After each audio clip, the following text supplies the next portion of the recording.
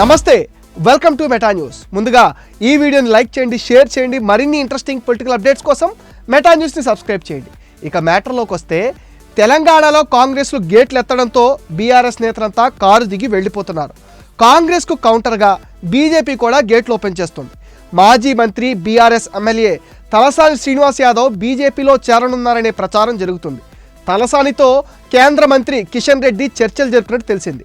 BJP పెద్దలతో తలసాని ఫోన్లో మాట్లాడినట్టు వార్తలు వస్తున్నాయి. తలసానితో పాటు అంబర్పేట్ ఎమ్మెల్యే కాలేరు వెంకటేష్ కూడా కమలం తీర్థం పుచ్చుకోనున్నారనే పుకార్లు షికారు చేస్తున్నాయి.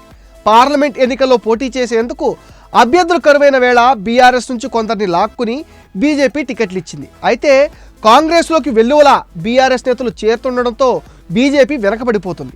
ఈ క్రమంలో చేరికల డోస్ పెంచేందుకు కమలనాథులు సిద్ధమవుతున్నారట. ఈ క్రమంలోనే తలసాని పేరు తెరపైకి వచ్చింది. 2023 అసెంబ్లీ ఎన్నికల్లో పార్టీ ఓడిపోయినప్పటికీ తలసాని శ్రీనివాస్ యాదవ్ మాత్రం గెలుపొందారు. పార్టీ కార్యక్రమాల్లో చురుగ్గా పాల్గొంటున్నారు. కాకపోతే గతంలో ఉన్నంత దూకుడు మాత్రం ప్రదర్శించడం లేదు.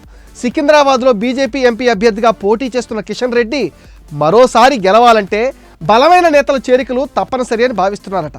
ఇప్పటికే కాంగ్రెస్ ఖైరతాబాద్ బీఆర్ఎస్ ఎమ్మెల్యే దానం నాగేందర్ను పార్టీలో చేర్చుకుని ఏకంగా సికింద్రాబాద్ టికెట్ ఇచ్చింది.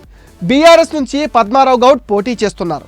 గ్రేటర్లో సికింద్రాబాద్ విజయం కిషన్ రెడ్డికి అత్యంత ప్రాధాన్యత కావడంతో ఆయన బీఆర్ఎస్ నుంచి బిగ్ వికెట్కు గేలం వేస్తున్నారట. ఈ క్రమంలోనే తలసానిని బీజేపీకి లాక్కుంటే సికింద్రాబాద్లో గట్టెక్కడం సులువవుతుందని కిషన్ రెడ్డి భావిస్తున్నారట. గత ఎన్నికల్లో ఇదే తలసాని శ్రీనివాస్ యాదవ్ తనయుడు సాయి కిరణ్ బీఆర్ఎస్ నుంచి పోటీ చేసి కిషన్ రెడ్డి చేతిలో ఓడిపోయారు. సికింద్రాబాద్ పరిధిలో ముషీరాబాద్, ఖైరతాబాద్, జూబ్లీహిల్స్, సనత్ నగర్, అంబర్పేట్, సికింద్రాబాద్, నాంపల్లి అసెంబ్లీ స్థానాలున్నాయి. నాంపల్లి మినహా మిగతా 6 అసెంబ్లీ సీట్లను బీఆర్ఎస్ పార్టీయే గెలుచుకుంది. ఈ నేపథ్యంలో ఈసారి తన కుమారుడిని నిలబెట్టి ఎంపీగా గెలిపించుకోవాలనుకున్నారు తలసాని శ్రీనివాస్ యాదవ్. దానికి తగ్గట్టుగానే ఏర్పాట్లు చేసుకున్నారు.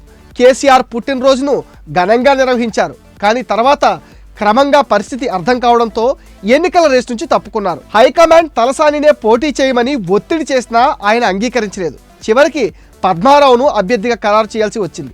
సీన్ కట్ చేస్తే ఇప్పుడు తలసానితో బీజేపీ నేతలు టచ్లోకి వెళ్లన్నారన్న వార్త బీఆర్ఎస్లో కలకలం రేపుతుంది. కిషన్ రెడ్డి సొంత అసెంబ్లీ నియోజకవర్గం అంబర్పేట్ ఎమ్మెల్యే కాలేరు వెంకటేష్ కూడా కమల దళపతితో టచ్లో ఉన్నట్టు చెప్తున్నారు. నిజంగానే తలసాని పార్టీ జంప్ చేస్తున్నారా లేక అవన్నీ ఒట్టి ఊహాగానాలేనా అన్నది తెలియాలంటే ఆయన స్పందిస్తే కానీ విషయం బయటికి రాదు. ఇది మెటా న్యూస్ అప్డేట్. ఈ విషయాన్ని తప్పకుండా లైక్ చేయండి, షేర్ చేయండి. అండ్ ఈ వీడియో పైన మీ విలువైన ఒపీనియన్ని కామెంట్ సెక్షన్లో పోస్ట్ చేయండి. మీరిచ్చే కామెంట్ సపోర్ట్తో మరిన్ని మంచి వీడియోలు చేస్తాం. మీరు చేయాల్సిందల్లా ఈ వీడియోని లైక్ చేయండి, షేర్ చేయండి, మెటా న్యూస్ని సబ్స్క్రైబ్ చేయండి.